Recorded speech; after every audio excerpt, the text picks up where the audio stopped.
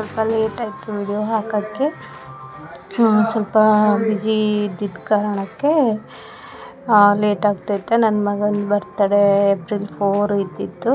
ಇವಾಗ ಎಡಿಟ್ ಮಾಡಿ ಹಾಕ್ತಾಯಿದ್ದೀನಿ. ಎಲ್ಲರಿಗೂ ವಿಶ್ ಮಾಡಿ, ಹಾಗೆ ವಿಡಿಯೋ ನೋಡಿ ಕಮೆಂಟ್ ಹಾಕಿ. ಸಿಂಪಲ್ಲಾಗಿ ಮನೇಲಿ ನಾವು 4-5 ಜನ ಅಷ್ಟು ಮಾತ್ರ ಇದ್ವಿ. ಯಾರಿಗೂ ಕರೆದಿಲ್ಲ. ಅವ್ರ ಫ್ರೆಂಡ್ಸ್ ಆಚೆ ಕರ್ಕೊಂಡು ಕೇಕು ಕಟ್ ಮಾಡಿಸಿದ್ದಾರೆ, ನನ್ನ ಮಗನ ಫ್ರೆಂಡ್ಸು. ಹಾಗಾಗಿ ನಾವು ಮನೇಲಿ ಒಂದು ಮಾಡಬೇಕಲ್ಲ ಕೇಕ್ ಕಟ್ಟಿಂಗು ಅಂತ ಮನೇಲಿ ನಾವು 5-6 ಜನ ಮಾಡಿದ್ದು.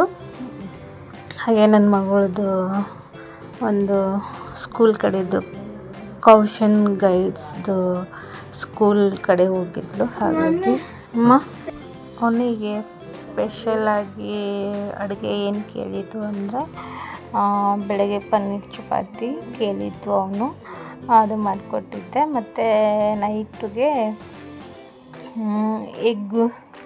ಎಗ್ ಸಾರು, ಚಪಾತಿ ಮತ್ತು ಪರೋಟ ತಂದಿದ್ದರು. ಹಾಗೆ ನಾನು ಮನೇಲಿ ಚಪಾತಿ ಎಲ್ಲ ಮಾಡಿದ್ವಿ. ಎಲ್ಲ ನೈಟಿಗೆ ಕೂತ್ಕೊಂಡು ಊಟದ ಮಾಡಿಕೊಂಡು, ಇವರು ನಮ್ಮ ತಂಗಿ ಚಿಕ್ಕಪ್ಪನ ಮಗಳು. ಹಾಗಾಗಿ ಅವಳು ಇಲ್ಲೇ ಇದ್ಳು. ಅವಳಿಗೂ ಫೋನ್ ಮಾಡಿ ಕರೆದಿದ್ದೆ ಬಾ ಅಂತ. ಅವಳು ಬಂದು ಸ್ವಲ್ಪ ಕೆಲ್ಸಕ್ಕೆ ಹೋಗ್ತಾಳೆ ಅವಳು. ನೋಡ್ರಿ, ಸಿಂಪಲ್ಲಾಗಿ ಮನೇಲಿ ಕೇಕ್ ಕಟ್ ಮಾಡಿದ್ವಿ. ಇವರು ನಮ್ಮ ಮನೆಯವ್ರ ಅಕ್ಕವ್ರ ಮಗ, ನಮ್ಮಲ್ಲೇ ಇರ್ತಾನೆ.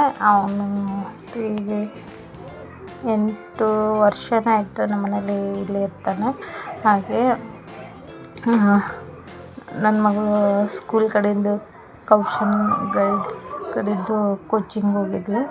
ಅವಳು ಇದ್ದಿಲ್ಲ, ಅವಳೊಬ್ಬಳು ಮಿಸ್ಸಿಂಗ್ ಆದ್ಲು. ಫುಲ್ ವಿಡಿಯೋ ನೋಡಿ ಹೇಗಿತ್ತು ಅಂತಲೂ ಕಮೆಂಟ್ ಮಾಡಿ. ಹಾಗೆ ನನ್ನ ಮಗನಿಗೆ ವಿಶ್ ಮಾಡಿ ಸಿಂಪಲ್ಲಾಗಿ ಮನೇಲೆ ಕೇಕ್ ಕಟ್ಟಿಂಗ್ ಮಾಡಿದ್ವಿ. ಮತ್ತು ಒಂದು 15 ದಿವಸ ಆದಮೇಲೆ ನನ್ನ ಮಗಳದ್ದು ಬರ್ತಡೇ ಇರುತ್ತೆ. ಅವಳದು ಒಂದೇ ಮಂತಲ್ಲಿ ಇಬ್ರದ್ದು ಐತೆ. ಒಂದೇ ಟೈಮ್ ಮಾಡಿದ್ವಿ. ಚಿಕ್ಕ ಏಜ್ ಇದ್ದಾಗೆ ಒಂದೇ ಟೈಮಿಗೆ ಅವಳದ್ದು ಬರ್ತಡೇ ಇದ್ದಾಗೆ ಒಂದು ಟೈಮ್ ಮಾಡಿದ್ದು, ಇವಳ ಬರ್ತಡೇ ಇದ್ದಾಗ ಒಂದು ಒಟ್ಟಿಗೆ ಮಾಡಿದ್ದು. ಹೀಗೆ ಸಪ್ರೇಟ್ ಏನು ಮಾಡಲಿಲ್ಲ. ಇವಾಗ ದೊಡ್ಡವರಾಗಿದ್ದಾರಲ್ಲ, ಯಾರ್ದಾರು ಸಪ್ರೇಟು ಕೇಕ್ ಕಟ್ಟಿಂಗ್ ಬೇಕು ಅಂತ ಕೇಳ್ತವ್ರೆ. ಹಾಗಾಗಿ ಅವಳದಿದ್ದಾಗ ಅವಳದು ಮಾಡ್ತಾಯಿದ್ವಿ, ಇವಂದಿದ್ದಾಗ ಇವಂದು ಕೇಕ್ ಕಟ್ಟಿಂಗ್ ಮಾಡಿದ್ವಿ. ಎಲ್ರಿಗೂ ಒಂದು 8 ವರ್ಷ ಹಿಡ್ದು ಊಟ ಆಗಲಿ, ಈ ಥರ ತಿಂಡಿ ಸ್ನ್ಯಾಕ್ಸ್ ಎಲ್ಲ ಎಲ್ಲರಿಗೆ ಕರೆದು ಕರೆದ್ಬಿಟ್ಟು ಪಾರ್ಟಿ ಥರ ಮಾಡಿದ್ವಿ. ಇವಾಗೆಲ್ಲ ದೊಡ್ಡವ್ರು ಆಗ್ತಾರಲ್ಲ, ಸಿಂಪಲ್ಲಾಗಿರಲಿ ಅಂತಂದರೆ ಮನೆಯಲ್ಲೇ ನಾವು ಇಷ್ಟು ಜನ ಮಾಡ್ಕೊಂಡಿದ್ವಿ. ಹಾಗೆ 2 ದಿವಸ ಹಿಂದೆ ಊರಿಗೆ ರೆಡಿ ಆಗಬೇಕಿತ್ತು ಫಂಕ್ಷನ್ಗೆ. ಹಾಗಾಗಿ ನಾವು ಸಿಂಪಲ್ಲಾಗಿ ಇರಲಿ ಅಂತಂದು ಮಾಡಿದ್ವಿ. ನೋಡಿರಿ, ಅವ್ರ ಫ್ರೆಂಡ್ಸ್ ಎಲ್ಲ ಇಲ್ಲೇ ಪಾರ್ಕ್ ಒಳಗೆ ಹೋಗಿ ಕೇಕ್ ಕಟ್ಟಿಂಗ್ ಎಲ್ಲ ಮಾಡಿಸಿದ್ದಾರೆ. ಹೇಗಿತ್ತು ಅಂತ ಕಮೆಂಟ್ ಮಾಡಿ. ಬಾಯ್ ಬಾಯ್.